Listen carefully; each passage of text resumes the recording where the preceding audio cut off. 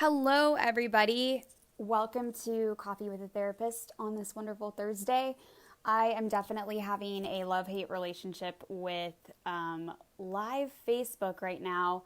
It's telling me I need to update my browser to use it on my computer, but anyway, long story short, I may be switching the platform I'm using because I've had so many troubles and it's actually made me not, well, I guess maybe I could better pre-plan, but I've been hoping to get these out at 9:15 and they've been coming out at 9:20 because then there's like technical glitches up the wazoo or something's wrong with my browser all of a sudden or it won't access my camera or I don't want to, bore you with all the technical stuff, but I just wanted to get you inside the loop that we may be changing platforms.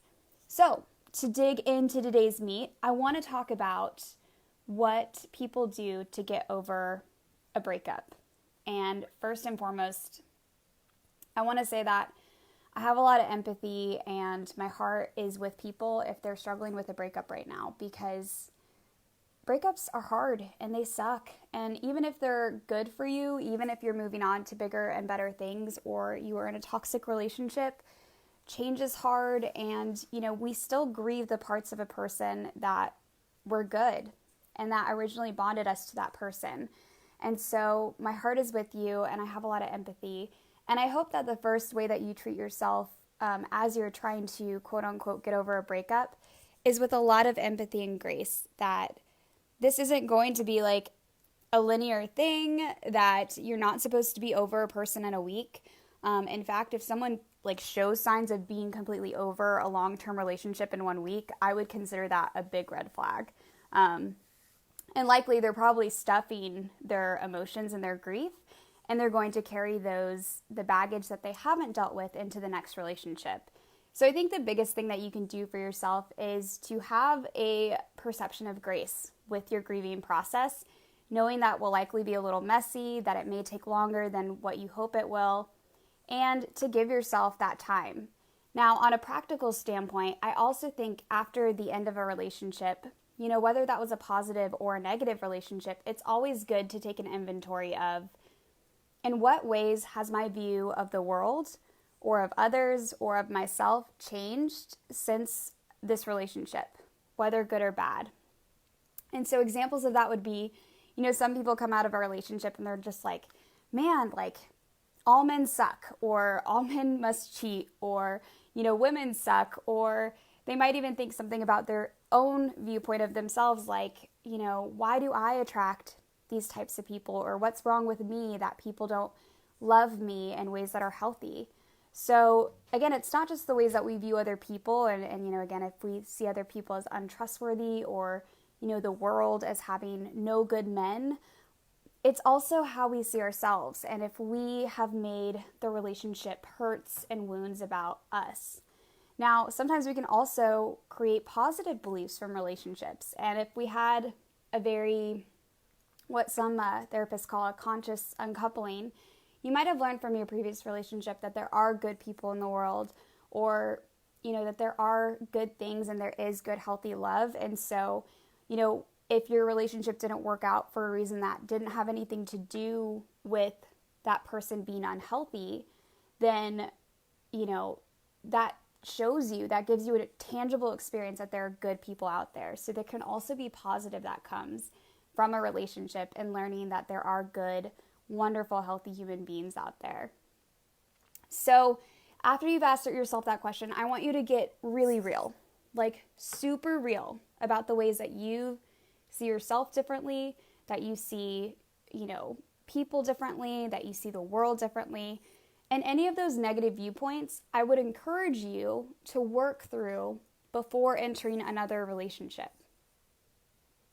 Yes, before you enter the next relationship. Because I know there are people out there, and I've struggled with this too in the past, where, you'll end one relationship and then 2 weeks later, you'll be pursuing another without doing that work. And I guarantee you, from experience and seeing this time and time again in clients, that the viewpoints that we don't heal, the ones that we don't work through, the negative ways that we were hurt or wounded by our previous relationships, if we don't deal with them, if we stuff them, they will play out in our next relationship. And they will taint the way that we love and the way that we view relationship partners.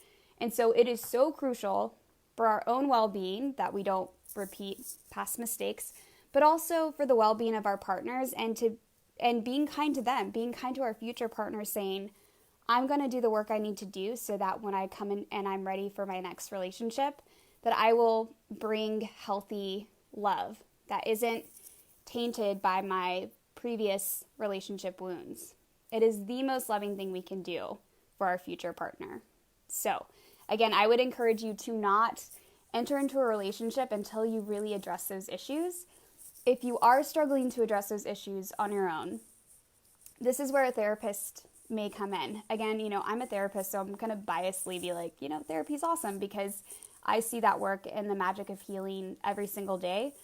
But, if you are trying to do this on your own and you are still struggling with those negative beliefs and negative views of yourself, your self-worth, or not believing or trusting that there's good partners out there, I would definitely encourage you to connect with a therapist because they can help you in that healing process. And again, that is going to be the most loving thing that you can do for yourself and for your future partner. Lastly, I just want to say again, breakups are hard. Separation from somebody that you loved, whether there were, unhealthy parts of the relationship too, is still painful. And so my heart is with you, and I hope that with this you'll have some tangible things that you can do to work on your inner stuff before your next relationship, but also, again, having that perception of grace for yourself that it's okay to grieve, it's okay to be sad, it's okay to have to process this for quite some time. Breakups are hard. And even if you're the one doing the breakups are hard. And I would still encourage you to ask yourself those questions so, again, that you can be a healthy person for your future partner. All right. I hope you guys have a wonderful Thursday.